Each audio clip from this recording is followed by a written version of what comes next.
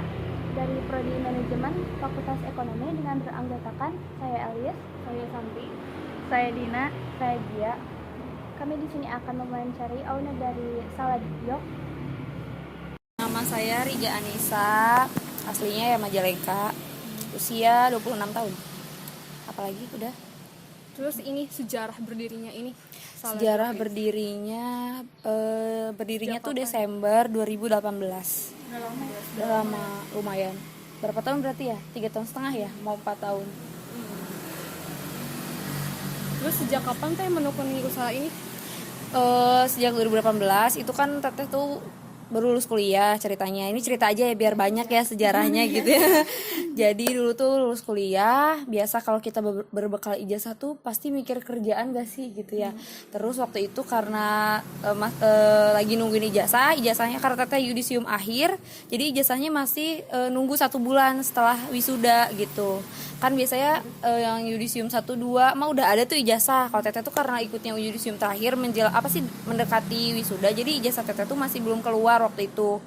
Nah abis itu mikir pulang nih, kan teteh kebetulan kuliah di Yogyakarta, pulang ke sini kayak aduh ya Allah belum ada ijazah, terus kayak beban gak sih harus bawa apa nih gitu ke orang tua gitu. Seenggaknya walaupun belum kerja di instansi atau di lembaga manapun, tapi kayak pengen ya nggak diem gitu loh di rumah tuh gitu. Nah waktu itu tuh iseng karena emang suka jualan ya, pengen banget dari dulu tertarik gitu ya pengen jualan, karena kan emang Rasulullah juga, kita kan lihat dari Rasulullah juga kan berdagang ya gitu. Terus kayak waktu itu tuh usaha tuh lagi bener-bener banyak yang pada mulai usaha gitu loh, jadi kayak kedorong motivasi tetap tuh buat usaha. Terus akhirnya bener-bener mikir dulu apa yang mau didagangin gitu loh. Terus waktu itu tuh emang kebetulan dulu tuh salad buah tuh belum banyak yang jual. Dulu tuh 2018 dong, dulu tuh jarang lah, ada beberapa gitu ya di Majalengka juga. Kan kita kalau mau jualan nih lihat riset pasar dulu ya, di Majalengka udah ada belum yang jual salad gitu, atau potensial nggak sih kita jualan gitu ya. Nah waktu itu teteh riset, oh ada nih beberapa tapi nggak di Majalengka, kayak di Palasa dan sebagainya. Udahlah coba aja, harus berani kan, yang namanya usaha gimana pun nanti hasilnya, yang penting bikin dulu, gerak dulu kayak gitu. Terus teteh tuh waktu itu kalau salad buah kan semua juga bisa bikin. Buah-buah tinggal dipotong dong, tinggal dikupas, tinggal dipotong. Nah teteh tuh apa sih yang bisa bikin beda gitu. Terus akhirnya teteh tuh fokus di si dressingnya dulu, si mayonesnya itu. Kan mayones kan gampang tinggal beli, tapi teteh mayonesnya diolah lagi, tambah susu dan lain sebagainya. Sampai nyiptain saus nih, saus buatan aku, olahan sih, bukan buatan yang benar-benar bikin mayones, enggak, tapi campuran-campuran susu, yogurt dan lain sebagainya. Teteh campur-campur ditakar, terus cobain dulu, tester dulu ke saudara, ke orang tua kayak gitu. Enak udah, tapi kan cuma enak.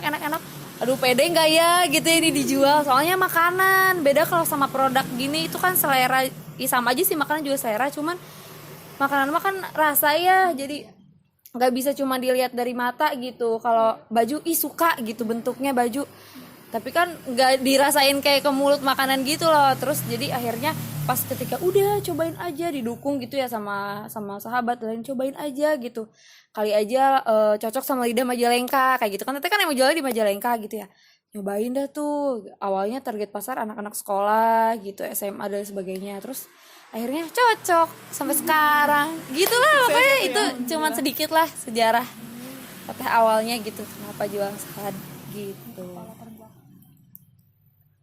Kalau untuk latar belakangnya teh? Alasannya kenapa jualan? Ya karena tadi ini sebenarnya tujuan teteh kenapa milih Saladio ya milih salad buah itu karena satu, pengen memudahkan teman-teman semua konsumsi buah. Karena setelah teteh lihat-lihat ya, masih jarang di Majalengka itu yang pada sengaja lah gitu konsumsi buah. Memang paling kayak jeruk gitu-gitu kan kayak udah hal biasa ya, kayak konsumsi sehari-hari. Tapi kayak apel, pir kayak gitu mungkin satu kalangan tertentu ya yang konsumsi gitu. Kalian ya nggak, ngaku nggak? Kayak mungkin banyak faktor. Satu, dari segi harga mungkin agak lumayan ya kalau apel, pir dan lain sebagainya. Dua, mungkin karena kurangnya kayak ketertarikan gitu loh buat konsumsi buah, padahal kan buah penting ya buat tubuh gitu, vitaminnya, terus mineralnya, pokoknya banyak manfaat kandungan yang ada di buah kayak gitu. Terus apalagi ya, Terus oh iya biar memudahkan aja sih, lebih ekonomis juga kan. Katanya kan salad buah mulai dari 10.000 sampai yang paling besar 50.000. Jadi dengan harga 10.000 aja teman-teman tuh udah bisa konsumsi buah gitu loh, dengan dikemas sebaik mungkin. Ada mayonesnya, ada keju dan lain sebagainya. Kan udah bisa dapet kayak gitu. Jadi itu sih tujuannya, lebih ke pengen memudahkan teman-teman semua untuk konsumsi buah. Gitu sih latar belakangnya. Target pasarnya untuk usia berapa? Untuk target pasar sendiri, alhamdulillah karena buah-buahan ini ya paling kalau misalnya dari anak kecil itu di atas 6 tahunan lah, karena kan itu ada susu yogurt ya. Takutnya kalau di bawah 6 tahun itu belum ini ya perutnya gitu. Jadi di atas 6 tahun udah bisa. Target pasar teteh sih sebenarnya dulu pas awal tuh remaja sampai lansia ya masih bisa, kecuali kalau misalnya beberapa lansia ada yang beberapa penyakit kayak diabetes dan lain sebagainya mungkin nggak boleh, itu tergantung orangnya ya. Tapi target pasar teteh sih ya anak-anak, remaja hingga dewasa kayak gitu. Kalau target penjualannya ada? Target per hari Berapa ya, atau terjual atau ada sih sekian, tapi lebih ke per hari ya, harian soalnya, karena kalau mingguan atau bulanan itu gak nentu gitu. Kadang dilebihin nih ketika lagi rame-rame ya dilebihin kayak gitu, tapi untuk sehari-harinya stabil ini ya, karena ada 3 store sekitar 200-an 200 cup sehari. Tapi itu tuh belum tentu habis ya, tapi itu target pasar kita tuh target penjual kita tuh sekitar 200, dan produksi juga sekitar segitu seharinya gitu. kalau strategi marketingnya sendiri bagaimana? Kalau strategi marketing kita semuanya kayaknya sama aja setiap pelaku usaha ya. Mungkin kita ada di online, offline-nya sendiri kebetulan kita kan buka store gitu. Kalau online kita ada di GrabFood, terus masarin di Facebook sama di Instagram. Itu mungkin. Berarti setiap hari ada banyak gitu? Setiap hari ya promo-promo aja sih, tetap aktif di Instagram, di Grab sih emang udah dari Grabnya sendiri dikelola ya, jadi tinggal diatur store-nya buka jam berapa, tutup jam berapa, nanti juga datang sendiri, atau enggak promo-promo diskon biasanya tuh di Grab. Terus kalau di Instagram ya paling keseharian kayak produksi kita posting kayak gitu-gitu sih, kayak kegiatan-kegiatan kita posting, tag dari orang kita repost kayak gitu-gitu aja sih. Kalau misalkan ada buku laporannya ada kan? Laporannya keuangan ada sih, ada. Tapi kita biasanya tiap hari kan tetap ada laporan, cuman rekapan paling per minggu gitu. Per minggu direkapnya gitu. Lagi Nanti apakah pernah mengalami kerugian dan bagaimana cara mengatasinya? kerugian pernah. Mau dulu sekarang nih. Pernah sih pas zaman Covid, kerugian tuh sih sebenarnya enggak. Ya lumayan. Kalau yang beli sih alhamdulillah pas awal-awal Covid itu emang agak nurun. Karena orang jarang yang keluar. Jarang yang keluar dan sebagainya. Di awal-awal Covid aja sih pernah. Jadi aku juga nge-PHK yang kerja nggak mungkin, tapi kita dari segi SDM jadi kasihan karena diatur untuk jam kerjanya tuh yang tadinya harus full setiap hari jadi malah gantian 2 hari sekali baru masuk kayak gitu. Lebih ke internal sih kerugiannya kayak gitu, ke yang kerja dan sebagainya karena produksinya dikurangin kayak gitu. Nggak yang kerugian kita sudah produksi sekian banyak terus akhirnya kebuang sih enggak, tapi target kita jadi tidak tercapai gitu loh ketika harus sekian cup tapi jadinya dikurangin gitu. Itu kan kerugian juga ya, karena kan mempertimbangkan gaji dan sebagainya dari produksi itu kan, pendapatan itu. Berarti pembuatannya itu kayak dadakan gitu ya, kerja fresh? Bikin tiap hari sih dari pagi sampai siang, jam 8 sampai jam 11 biasanya bikinnya gitu. Ada lagi? Bagaimana mengukur Konsumen, kepuasan konsumen itu tuh penting ya, kepuasan konsumen. Karena apa? Kita pelaku usaha tuh pasti mikirnya gini, kita nggak mau jual asal, maksudnya orang tuh kan karakter yang beli itu beda-beda ya. Ada yang pengen nyobain doang gitu, awalnya sih gak apa dia pengen nyobain, ada salju nih kayaknya banyak yang beli, nyobain gitu kan. Ada yang cuma ikut-ikutan pengen nyobain, satu itu gak apa-apa, boleh, ayo kita ini gitu, kita sambut yang nyobain. Tapi kita juga harus punya tujuan, ketika orang baru, customer baru itu tuh gimana caranya supaya dia tuh beli lagi. Nah caranya ya kita bikin produk sebaik mungkin kualitasnya gitu, dari buah-buahannya jangan yang busuk lah, jangan yang ini gitu, jadi bener-bener buah pilihan.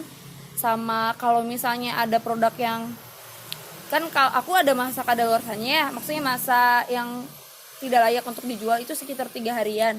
Karena salad kan gimana ya, itu nggak ada pengawetnya ya, jadi benar-benar fresh made gitu. Jadi sekiranya 3 hari kita langsung sisihkan, kadang kita makan sendiri atau kadang kita kasihkan ke orang. Sebenarnya masih bisa dimakan sampai seminggu, tapi karena buah-buahan mengandung mineral, jadi cair tuh saladnya. Jadi kan kayak kurang layak untuk dijual ya. Kalau kita sendiri kita pribadi ya, teman-teman tim semuanya mikirnya gini, mendingan kita rugi 1-2 lah gitu, 1-2-3 cup dibanding orang itu kecewa dan ngerugiin ratusan cup yang akan dia beli ke depannya gitu loh. Jadi kita tuh ngeiniin kepuasan pelanggannya di situ, benar-benar dari produk yang kita jualnya sebaik mungkin gitu, dari kualitas dan sebagainya gitu kali. Panjangan ya jawabnya. Nggak apa-apa teh. Kalau permintaan setiap tahunnya apa mengalami perubahan tuh? Setiap tahunnya mengalami sih, apalagi kan dulu pas awal naik banget ya, maksudnya penjualan lagi ini banget. Terus kemarin covid agak turun, di akhir-akhir covid setahun kemarin ini naik lagi karena kan orang udah bebas buat beli dan sebagainya. Apalagi sekarang kebutuhan orang buat beli salad itu lumayan. Terus buat kirim-kirim orang yang lagi pada isoman kayak gitu-gitu tuh, buat kirim-kirim orang jadi lumayan juga gitu, ningkat buat kirim-kirim ke orang. Jadi misal teteh nih beli buat ngirim ke tetehnya yang lagi covid misalnya, itu kan lumayan gitu, ngebantu penjualan juga kita. Jadi sekarang ini alhamdulillah lagi naik-naiknya, apalagi sekarang bulan Ramadan. Alhamdulillah, doain ya. Kalau kendala selama menjalankan usaha ini apa tuh?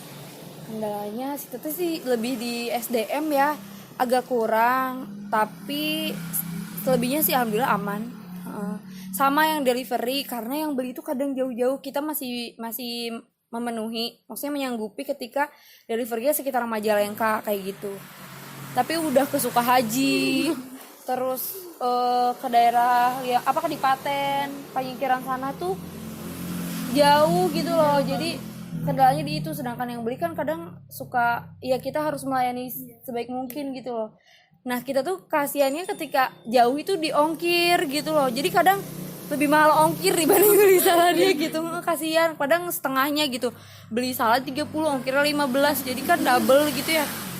Kadang gitu, kendalanya sih di itu delivery. Jadi orang-orang sekarang pengennya delivery order gitu. Padahal ada di Grab, di Grab mahal teh ya, gimana gitu.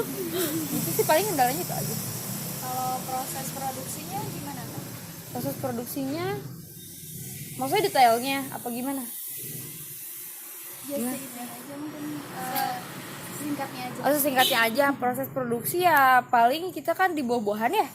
Ya paling awalnya ngupas dulu buah, rendam buah, potong-potong, dressing, finishing, udah. Terus habis itu supaya lebih seger saladnya kita simpan di showcase gitu. Sebenarnya sih salad kan nggak harus dingin ya, nggak identik dengan dingin, tapi ya biar seger aja, jadi kita simpan di showcase gitu, di lemari pendingin gitu. Terakhir teh, harapan teteh buat usaha teteh ke depannya? Harapannya sih yang pasti kalau semakin maju pasti ya pengen terus berkembang. Yang paling penting itu tetap dicintai dan disukai. Soalnya kan susah ya gitu orang tuh. Ya pokoknya yang penting masih tetap disukai gitu. Karena kalau kita terus disukai kan bisa makin berkembang juga kan. Terus makin dikenal banyak orang lah gitu. Jadi semakin banyak juga customer kita. Gitu aja sih.